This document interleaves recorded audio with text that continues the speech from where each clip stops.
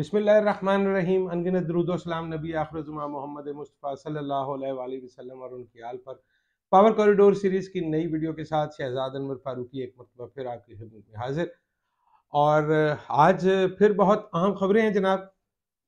एक तरफ फवाद चौधरी साहब की जो है वो बिलाखिर ज़मानत मंजूर हो गई है, और दूसरी जानिब माफ़ कीजिएगा, शाहिद खाकान अब्बासी का जो इस्तीफ़ा है पाकिस्तान मुस्लिम लीग नून से, उसको लेके एक कंट्रोवर्सी चल रही है।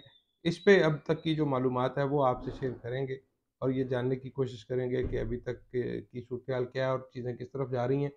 लेकिन इन मौज़ूआत पर गुफ्तगू का आगाज़ करने से पहले वही पुरानी गुजारिश कि अगर अभी तक आपने चैनल सब्सक्राइब नहीं किया तो सब्सक्राइब कर लें, और वीडियो अगर पसंद आए तो लाइक और शेयर भी कीजिएगा। ख़वातीन व हज़रात, फवाद चौधरी साहब बिलाखिर जो है वो अडयाला जेल से रिहा कर दिया गया है उनको, और उनकी ज़मानत हो गई थी। और आज गो के रोबकार थोड़ी लेट पहुंची, लेकिन इसके बावजूद जो है अडयाला जेल ने बहरहाल उनको रिहा कर दिया है। ज़ाहिर है उनका एक स्टैचर है, वो वकील भी हैं और वकला के एक बहुत भारी भरकम धड़े की वो नुमाइंदगी भी करते हैं, तो उनको इस तरह से कानून के नाम पर लाकानूनियत के तहत अंदर नहीं रखा जा सकता था। तो ये ज़रा मुश्किल काम था और बिलाखिर उनकी मुश्किल हल हो गई। लेकिन बहुत सारे लोग सोशल मीडिया पे उनकी जो वाइफ हैं हिबा चौधरी, जो अपने बच्चों के साथ मुलाकात के लिए गई थी, उस तस्वीर का मुवाजना किया जाता रहा मोहतरमा बेनज़ीर भुट्टो की उस तस्वीर के साथ, जो वो बच्चों को साथ लेके आसिफ जरदारी को मुलाकात के लिए जब जेल गई। तो वो बहरहाल एक मवाजना जारी है जी।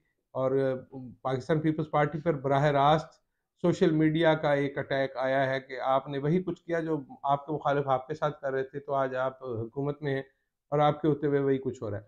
शाहिद खाकान अब्बासी साहब जो है वो तरदीद कर रहे हैं जी कि मैंने पाकिस्तान मुस्लिम लीग नून से इस्तीफ़ा नहीं दिया। लेकिन दूसरी जानिब जो मुस्लिम लीग नून के अंदर कुछ लोग हैं वो तस्दीक करते हैं कि उन्होंने इस्तीफ़ा दे दिया है। गो के इस हवाले से उनके एक कारी ख़ास हैं जी शाहिद खाकान अब्बासी साहब के, उनका नाम हाफ़िज़ उस्मान है।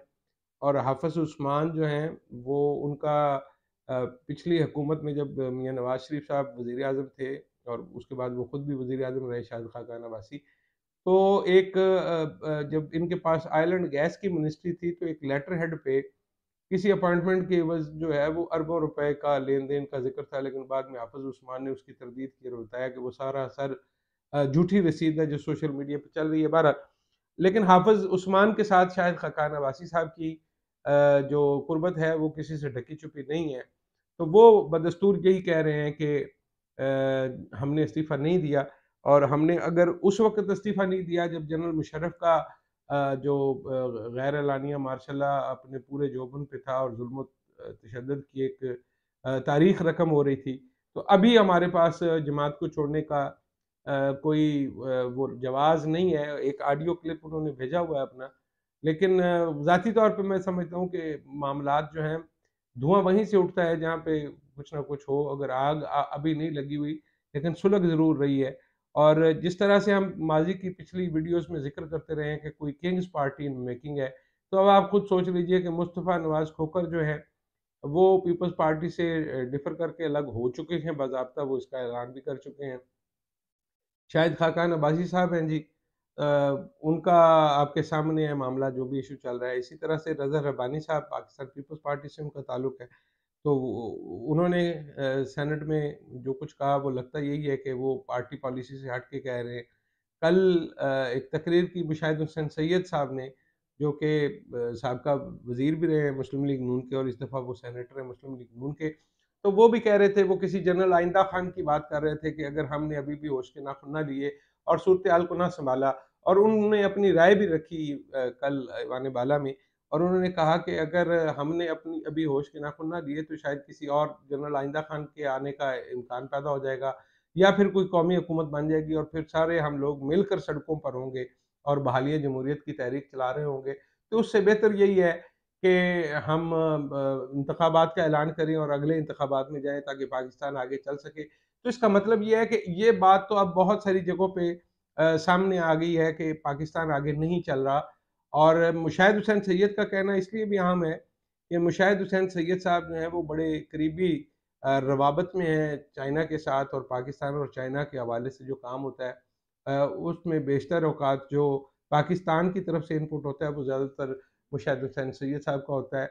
تو یہ سمجھا جا سکتا ہے کہ اس میں کہیں کوئی نہ کوئی فیڈ بیک ان کے پاس کہیں اور سے بھی آیا ہوگا. وہ پاکستان کے جو مقتدر حلقے ہیں ان کے ساتھ بھی ان کے روابط رہے ہیں، لیکن یہ چیزیں آپ کو پھر دوبارہ اسی سوچ کے لیے مجبور کرتی ہیں کہ وہ جو کنگز پارٹی ان میکنگ ہے، جس میں بہت سارے لوگ شاید آنے والے وقت میں آ جائیں گے، اگر یہ فارمولہ فٹ نہیں بیٹھتا تو پھر آخر حکومت کسی نہ کسی نے تو کر رہی ہے اور پاکستان کو آگے لے کے چلنا ہے. اور آگے لے کر چلنے کا حل جو سب ذی شعور جو سجیسٹ کر رہے ہیں وہ تو نئے انتخابات ہیں، اور اگر نئے انتخابات نہیں ہوتے تو قومی حکومت کے حوالے سے جو ہے وہ بھی آپ کے سامنے ہونا چاہیے کہ یہ نام ہے. کل مزاقن وہ جو چیئرمین سینٹ تھے اس وقت ہاؤس کو وہ بیٹھے تھے، تو صادق سنجرانی صاحب نے جب مشاہد حسین سید نے اپنی تقریر ختم کی تو انہوں نے یہ بھی کہا کہ آپ اپنا سی وی دے دیجئے گا. تو گو کہ انہوں نے بات مذاق میں کہی، لیکن یہ کوئی اتنی زیادہ مذاق کی بات نہیں ہے. تو ابھی تک کے لیے یہی کچھ ہے ہمارے پاس. اور آج محترمہ مریم نواز نے اپنی دوسری اننگز شروع کی ہے، اور پولیٹیکل اننگز بطور چیف آرگنائزر، اور اس پہ الگ سے بات کریں گے جی. اپنا بہت سارا خیال رکھیے گا. اللہ نگہبان.